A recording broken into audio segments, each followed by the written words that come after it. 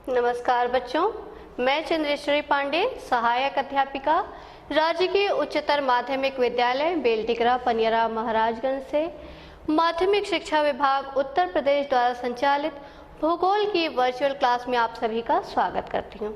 बच्चों, आज हम कक्षा 11 विषय भूगोल के अध्याय 16 जैव विविधता एवं संरक्षण का अध्ययन करेंगे। तो आइए बच्चों शुरुआत करते हैं। बच्चों, अध्ययन में सुविधा की दृष्टि से इस अध्याय को हमने 2 भागों में विभाजित किया है। आज के इस वीडियो में पहले भाग के अंतर्गत हम जैव विविधता से परिचय प्राप्त करेंगे और जैव विविधता के विभिन्न स्तरों के बारे में जानेंगे। तो आइए बच्चों शुरुआत करते हैं। जैव विविधता एक परिचय। बच्चों, यदि आप जैव विविधता शब्द को ध्यान से देखिए तो आप पाएंगे कि यह स्वयं को ही परिभाषित कर रहा है। यहाँ पर जैव का अर्थ है जीव, अर्थात पेड़ पौधे और जीव जंतु, और विविधता का अर्थ है विभिन्नता, अर्थात पेड़ पौधों और जीव जंतुओं में पाई जाने वाली विभिन्नता ही जैव विविधता कहलाती है। आइए बच्चों यह जानने की कोशिश करते हैं कि पृथ्वी पर जीवन का विकास किस प्रकार हुआ। बच्चों, संपूर्ण सौरमंडल में पृथ्वी ही एकमात्र ऐसा ग्रह है जहां पर जीवन संभव है। यहाँ पर ही ऐसा वातावरण उपस्थित है कि अरबों वर्ष पूर्व जीवन संभव हो सका और जीवों का अस्तित्व संभव हो सका। पृथ्वी पर जीवन को संभावित करने वाले कारक निम्नवत हैं: ऑक्सीजन, जल, तापमान, आर्द्रता, मिट्टी, प्रकाश आदि।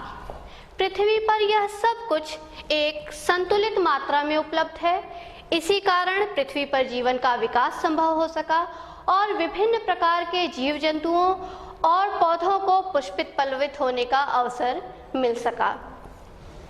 आइए बच्चों आगे बढ़ते हुए यह जानते हैं कि जीवों का विकास किस प्रकार हुआ। बच्चों, यदि हम पृथ्वी के इतिहास में थोड़ा पीछे जाकर देखें तो हम पाएंगे कि एक कोशिकीय जीवों से सरल जीवों का और सरल जीवों से जटिल जीवों का विकास हुआ और इस प्रकार पृथ्वी पर पाए जाने वाले विभिन्न प्रकार के जीवों में विभिन्नता का उद्गम हुआ। आइए बच्चों आगे चलते हैं और यह जानते हैं कि जैव विविधता का आरंभ किस प्रकार हुआ। बच्चों, मानव जीवन के प्रारंभ के पहले पृथ्वी पर जैव विविधता का बाहुल्य था। विभिन्न प्रकार के जीव जंतु और पौधे पाए जाते थे, लेकिन मानव उद्गम के उपरांत जैव विविधता में तेजी से कमी आने लगी। ऐसा इसलिए हुआ कि मानव ने कुछ प्रजातियों का ज़्यादा उपयोग किया और इस वजह से वो प्रजातियां नष्ट होने लगीं और इस वजह से प्रजातियों की संख्या में या जैव विविधता में कमी आने लगी। बच्चों, संसार में कुल प्रजातियों की संख्या लगभग 20 लाख से 10 करोड़ है। नई प्रजातियों की खोज लगातार जारी है और उनमें से ज़्यादा का वर्गीकरण भी हम अब तक नहीं कर सके हैं। बच्चों, जीवों को पहचानने और उनका वर्गीकरण करने का कार्य हम पिछले 250 वर्षों से करते आ रहे हैं, लेकिन आपको जानकर आश्चर्य होगा कि एक अनुमान के अनुसार दक्षिण अमेरिका की ताज़े पानी की लगभग 40% मछलियों का वर्गीकरण अब तक नहीं किया जा सका है। तो इस प्रकार आप देख सकते हैं कि बहुत सा काम किया जाना अभी बाकी है। आइए बच्चों आगे चलते हैं। बच्चों, यदि हम किसी सामान्य मनुष्य से बात करें तो उसके लिए इस बात पर विश्वास कर पाना कठिन होगा कि पृथ्वी पर 20,000 से ज़्यादा चींटियों की प्रजातियां हैं, 3 लाख से ज़्यादा भृंगों की प्रजातियां हैं, 28,000 से ज़्यादा मछलियों की प्रजातियां हैं और 20,000 से ज़्यादा अधिपादपों या आर्किड की प्रजातियां ज्ञात हैं। पृथ्वी पर कितनी प्रजातियां हैं? अब तक खोजी गई और नामित प्रजातियों के प्रकाशित साक्ष्यों और तथ्यों से हम यह जानते हैं कि पृथ्वी पर कितनी प्रजातियां अंकित हैं। लेकिन पृथ्वी पर कितनी प्रजातियां हैं, इस बात का उत्तर देना इतना आसान नहीं है। International union for conservation of nature and natural resources IUCN के आधार पर अब तक दर्शाई गई जंतु और पादपों की लगभग अंकित जातियों की संख्या 15 लाख से अधिक है। इसका अर्थ है कि पृथ्वी पर 15 लाख से अधिक प्रकार के जंतु और पौधे निवास करते हैं।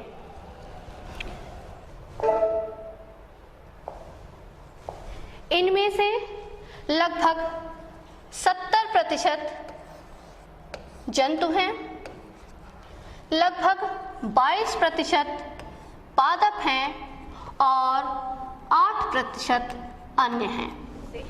बच्चों, जैव विविधता का संबंध पेड़ पौधों, प्राणियों, सूक्ष्म जीवों की आनुवांशिकी और उनसे निर्मित पारितंत्र से है। बच्चों, जैव विविधता एक सजीव संपदा है जो विकास के लाखों वर्षों का परिणाम है। आइए आगे चलते हैं बच्चों और यह जानते हैं कि जैव विविधता का आधार क्या है।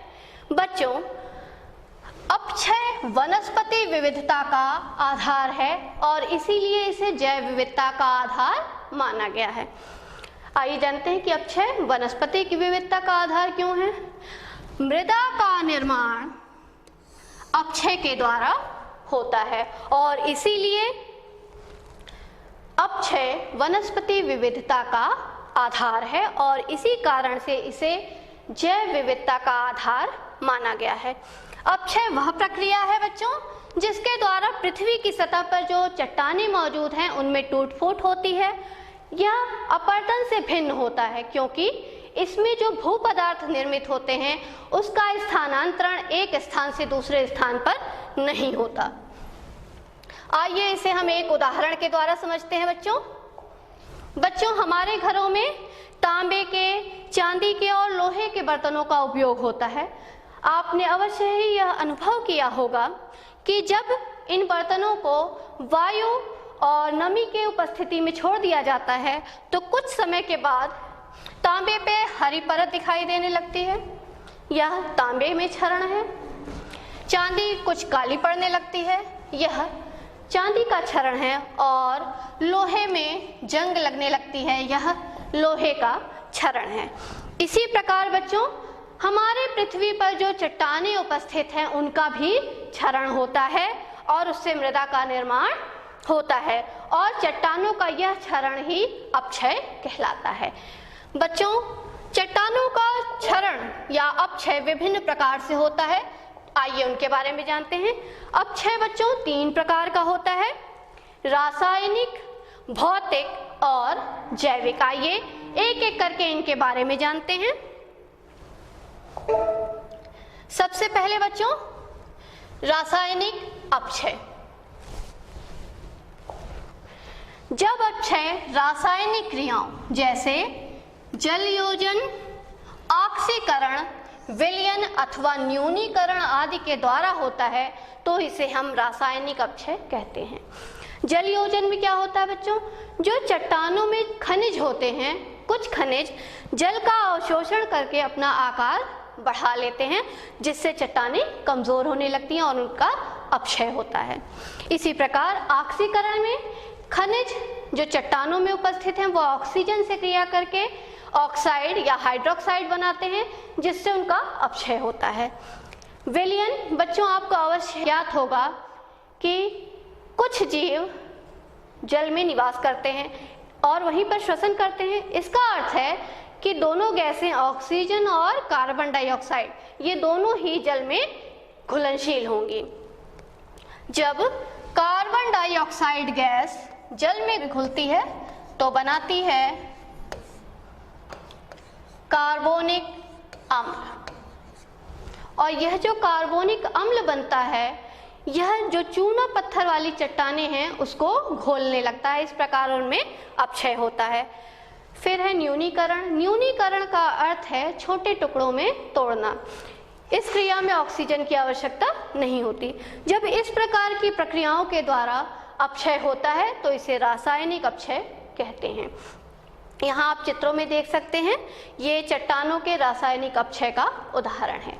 आइए बच्चों आगे चलते हैं और भौतिक अपक्षय के बारे में जानते हैं।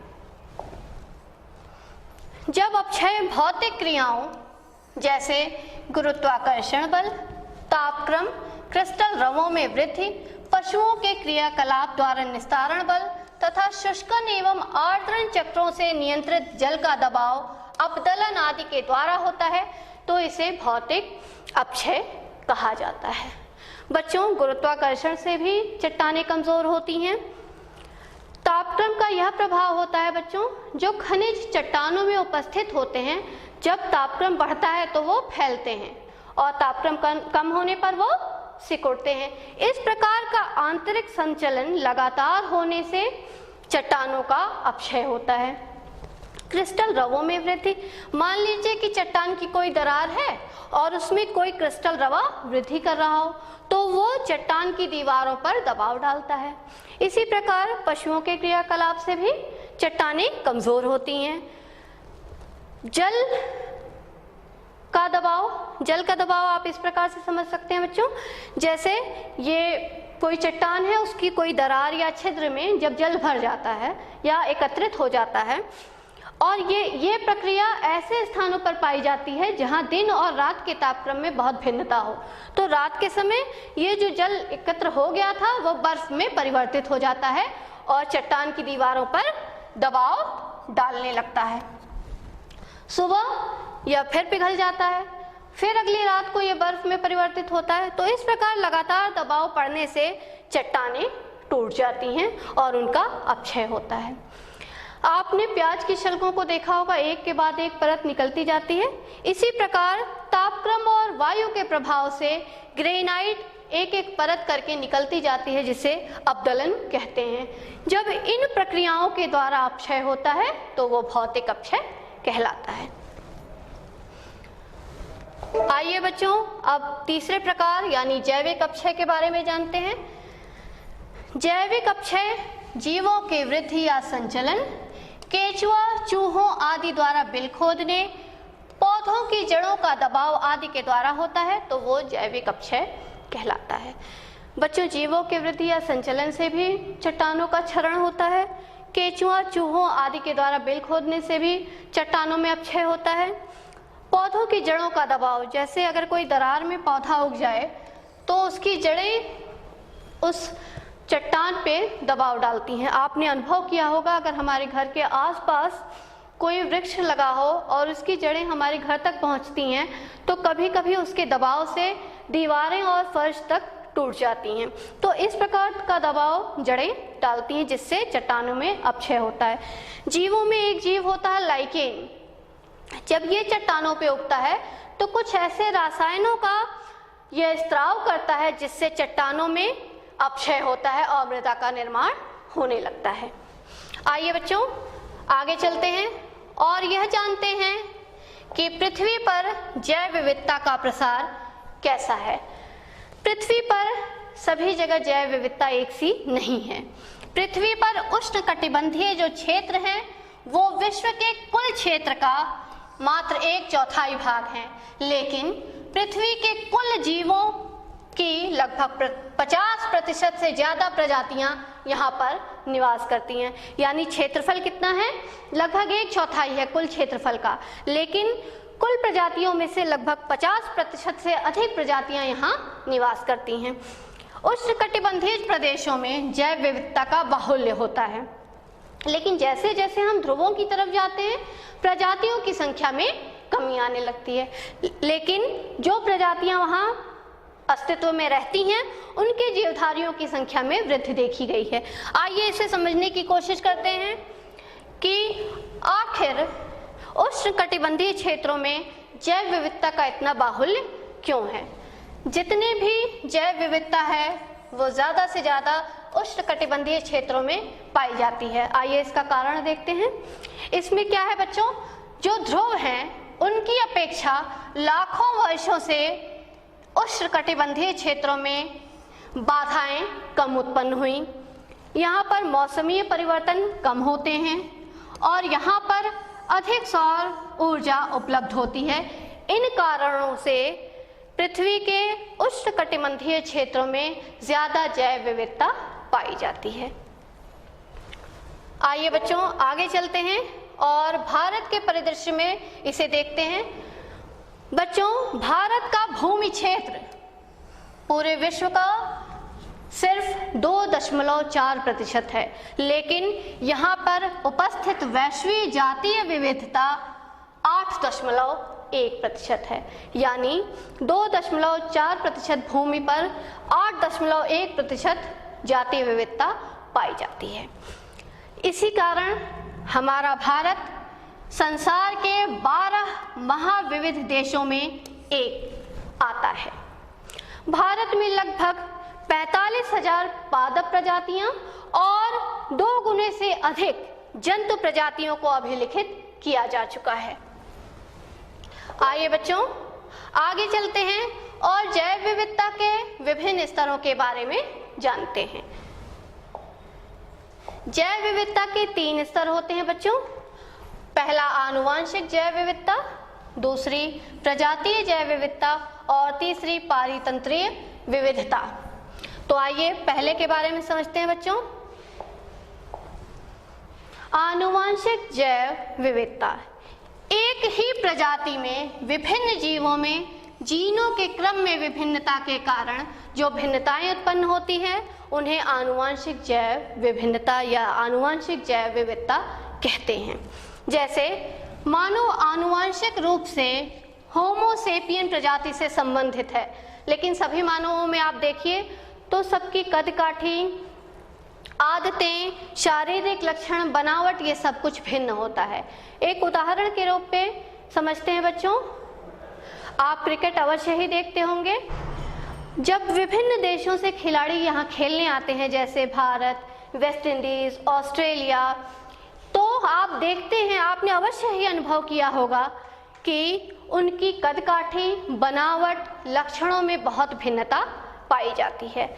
ये क्यों होता है?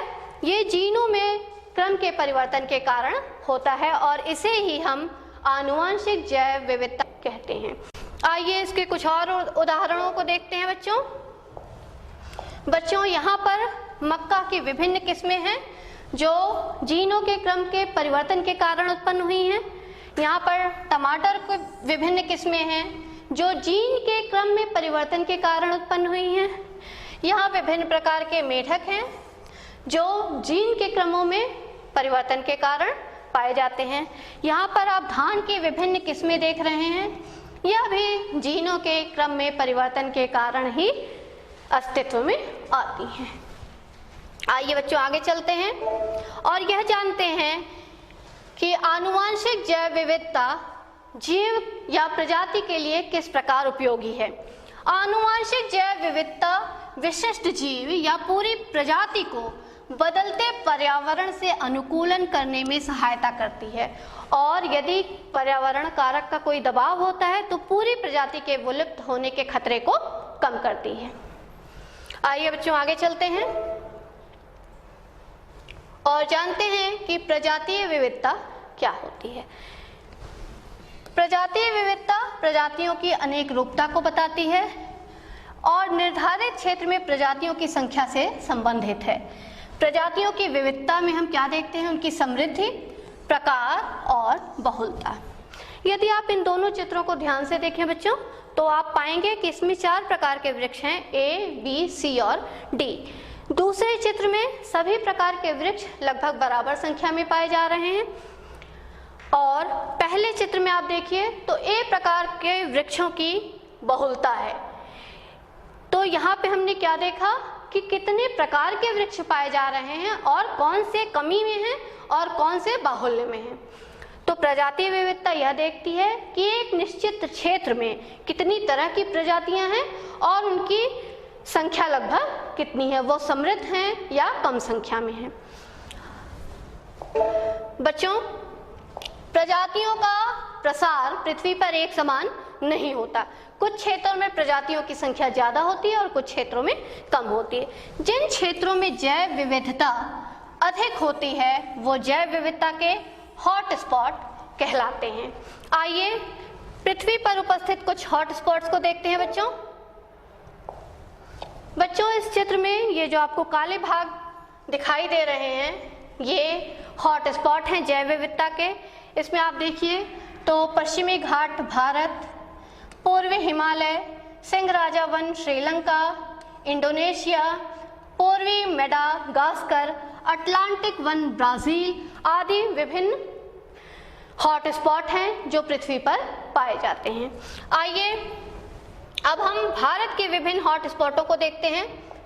बच्चों भारत में 3 हॉट स्पॉट पाए जाते हैं। ये हैं हिमालय, इंडो बर्मा क्षेत्र, पश्चिमी घाट एवं श्रीलंका। बच्चों अब हम एक एक करके इन हॉट स्पॉटों के बारे में और वहां पे उपस्थित जैव विविधता के बारे में थोड़ा देखते हैं। आइए शुरुआत करते हैं बच्चों। सबसे पहला हॉट स्पॉट है हिमालय। हिमालय में एक सींग वाला गैंडा, जंगली एशियाई भैंस, सुनहरा लंगूर, पर्वतीय बटेर, हिमालयन कोयल, विभिन्न प्रकार की दुर्लभ और विशिष्ट प्रजातियां निवास करती हैं। आइए बच्चों दूसरे हॉट स्पॉट को देखते हैं। दूसरा हॉट स्पॉट है इंडो बर्मा क्षेत्र। यहाँ पर हमारी राष्ट्रीय जलीय जीव डॉल्फिन, स्लॉथ, स्वयं हिरण, उड़ने वाली गिलहरी, हिम तेंदुआ आदि विशिष्ट प्रजातियां निवास करती हैं। बच्चों हाल में ही इंडो बर्मा क्षेत्र में विभिन्न जीवों की नई प्रजातियां खोजी गई हैं जिनमें 4 प्रजातियां हिरणों की हैं। आइए देखते हैं। पहला है लार्ज एंटलर्ड मुंतजैक, दूसरा अन्नामाइट मुंतजैक, तीसरा साओला जिसे एशियाई यूनिकॉर्न भी कहते हैं और चौथा लीफ डियर। एक नई प्रजाति है ग्रे शैंक डॉग और अन्नामाइट स्ट्रिप्ड रैबिट। बच्चों यहाँ पर ये जो लीफ डियर है इसकी खोज बहुत रोचक है, इसे मैं आपसे अवश्य ही साझा करना चाहूँगी। इसके जो खोजकर्ता हैं बच्चों वो क्या अपने किसी अन्य प्रोजेक्ट के सिलसिले में वनों में भटक रहे थे, तो उन्होंने देखा है कि एक छोटा सा हिरन उनके पास आता है, तो उन्होंने समझा कि ये अवश्य ही हिरन की किसी किस्म का बच्चा होगा। लेकिन जब इसकी DNA स्टडीज की गई और इस पर शोध किया गया तो ये पाया गया कि ये किसी हिरण की किस्म का बच्चा ना होकर एक अलग किस्म का हिरण था जो उतना ही छोटा पाया जाता है। ये बच्चों इतना छोटा होता है कि इसे आप अपने हाथों में ले सकते हैं और अगर कोई बड़े आकार की पत्ती हो तो उसमें आप इसे आसानी से लपेट सकते हैं। इस कारण इसका नाम दिया गया लीफ डियर। चलिए बच्चों आगे चलते हैं और तीसरे हॉट स्पॉट को देखते हैं। तीसरा जो हॉट स्पॉट है हमारा ये है पश्चिमी घाट और श्रीलंका। यहाँ पर उभयचरों की बहुत सारी प्रजातियां पाई जाती हैं। इसी प्रकार सरीसृप भी बाहुल्य में यहाँ पे मिलते हैं, विभिन्न प्रकार की प्रजातियां यहाँ पाई जाती हैं। इसी प्रकार काली मिर्च और इलायची यहाँ की स्थानीय प्रजाति है। यहाँ पर एक विशिष्ट जीव पाया जाता है और इसका नाम है लॉयन टेल्ड मकाऊ। अगर आप इस चित्र को ध्यान से देखिए तो इसकी जो पूंछ है वो शेर जैसी है, इसलिए इसे नाम दिया गया है लॉयन टेल्ड मकाऊ। आइए बच्चों आगे चलते हैं। बच्चों पश्चिमी घाट में नीलगिरी पहाड़ियों पर एक विशिष्ट पुष्प पाया जाता है जो नील कुरिंजी पुष्प के नाम से जाना जाता है। बच्चों इसकी विशिष्टता का अंदाज आप इस बात से लगा सकते हैं कि पिछली बार वर्ष 2018 में जब ये पुष्प खिले थे तो लाल किले के प्राचीर से हमारे प्रधानमंत्री जी ने अपने स्वतंत्रता दिवस के संबोधन में इन पुष्पों का जिक्र करते हुए कहा कि नीलगिरी की पहाड़ियों पर हमारा नील कुरिंजी का पुष्प तिरंगे के अशोक चक्र की भांति आजादी के इस पर्व पर लहलहा रहा है। बच्चों इस नील कुरिंजी पुष्प की एक विशेषता यह भी है कि यह 12 वर्षों में एक बार खिलता है, और जब यह खिलता है तो 3 महीनों तक ऐसे ही रहता है, जिससे पूरी की पूरी पहाड़ी नीली दिखाई देने लगती है, और इसी कारण से इस पहाड़ी का नाम नीलगिरी पहाड़ी पड़ा।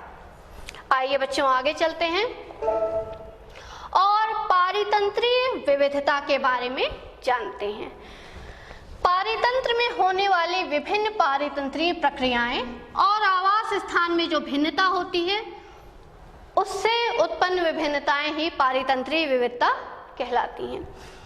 पारितंत्रीय विविधता का परिसीमन मुश्किल है, क्योंकि समुदायों और पारितंत्र की सीमाएं निश्चित नहीं हैं। इस कारण हम इसको परिसीमित नहीं कर सकते।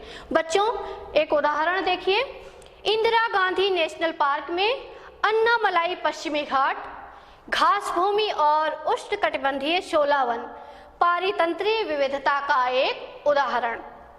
बच्चों पश्चिमी घाट पर अन्नामलाई पर्वतों पर घास के मैदान हैं और कहीं कहीं पे वहां पर शोला वन पाए जाते हैं। अब शोला वन क्या है? घास के मैदानों पर उपस्थित जो उष्णकटिबंधीय वन हैं, उन्हें शोला वन के नाम से जाना जाता है, और शोला वन जो नाम है वो स्थानीय लोगों के द्वारा ही दिया गया है। तो इस प्रकार आप देखते हैं कि घास के मैदान में अलग प्रकार की विविधता होगी और जंगलों में अलग प्रकार के जीव पाए जाएंगे। तो इस प्रकार उत्पन्न हुई जो विभिन्नता या विविधता है, ये पारितंत्रीय विविधता के नाम से जानी जाती है। आइए बच्चों आगे बढ़ने के क्रम में एक बार हम पुनः तीनों प्रकार के विविधताओं को देख लेते हैं। जैव विविधता 3 प्रकार की होती है। पहली आनुवांशिक, जो जीनों के क्रम में परिवर्तन के कारण उत्पन्न होती है, जैसे यहाँ पे आप विभिन्न प्रकार के मेढकों को देख लीजिए। दूसरी है प्रजातीय विविधता। इसमें हम देखते हैं कि किसी निर्धारित क्षेत्र में कितने प्रकार की प्रजातियां हैं और उनकी संख्या लगभग कितनी है, वो बाहुल्य में है या कम संख्या में है। और तीसरे प्रकार की विविधता है पारितंत्रीय विविधता। इसमें विभिन्न प्रकार के पारितंत्रों में पाई जाने वाली विविधता के कारण विविधता जो उत्पन्न होती है वो पारितंत्रीय विविधता कहलाती है। जैसे पहाड़ों पर कुछ अन्य प्रकार के जीव पाए जाएंगे, उसके पास जंगलों में कुछ और विविध जीव पाए जाएंगे, और जल में अलग प्रकार के जीव पाए जाएंगे। तो इस प्रकार जो विविधता उत्पन्न होती है उसे हम पारितंत्रीय विविधता के नाम से जानते हैं। आइए बच्चों एक वृहद जैव विविधता वाले क्षेत्र के रूप में भारत को देखते हैं। बच्चों भारत का जैव विविधता भंडार आनुवांशिक, प्रजातीय और पारितंत्रीय तीनों स्तरों में समृद्ध, वैभवशाली और ऐश्वर्यपूर्ण है। बच्चों वनस्पति समृद्धता के मामले में हम विश्व में 10वें स्थान पर हैं और एशिया में 4थे स्थान पर हैं। उभयचर, पक्षी और स्तनधारी की स्थानीय प्रजातियों की संख्या के आधार पर हम विश्व में 11वें स्थान पर हैं। स्तनधारी प्रजातियों की संख्या के आधार पर हम विश्व में 10वें स्थान पर हैं और कृषि जैव विविधता के आधार पर हम 6वें स्थान पर हैं। बच्चों आपको जानकर गर्व होगा कि आम, केला, जूट, चावल, गन्ना आदि किस्में हमारे देश में सबसे पहले उपजाई गई और फिर ये पूरे विश्व में फैली। आइए बच्चों इस प्रकार हमारा आज का अध्याय का जो भाग था वो पूरा हुआ। अब आते हैं आपके गृह कार्य पे। तो सबसे पहले बच्चों गृह कार्य का पहला प्रश्न है, जैव विविधता समृद्ध क्षेत्र कौन से हैं? जैव विविधता क्या है? हॉट स्पॉट क्या है? और चौथा प्रश्न है वो मानचित्र से संबंधित है। इसमें आपको भारत के मानचित्र पर निम्न चीजों को अंकित करना है। भारत के मानचित्र पर निम्नलिखित हॉट स्पॉटों को रेखांकित करें। पहला हिमालय, उत्तर पूर्व भारत, पश्चिमी घाट और श्रीलंका। तो इस प्रकार बच्चों हमारा आज का भाग पूरा होता है, जिसमें हमने जैव विविधता से परिचय प्राप्त किया और उसके विभिन्न स्तरों के बारे में जाना। इसके अगले भाग में हम जैव विविधता के महत्व से परिचित होंगे, जैव विविधता के ह्रास के बारे में जानेंगे और जैव विविधता के संरक्षण के उपायों के बारे में चर्चा करेंगे। तब तक के लिए बच्चों बहुत बहुत धन्यवाद।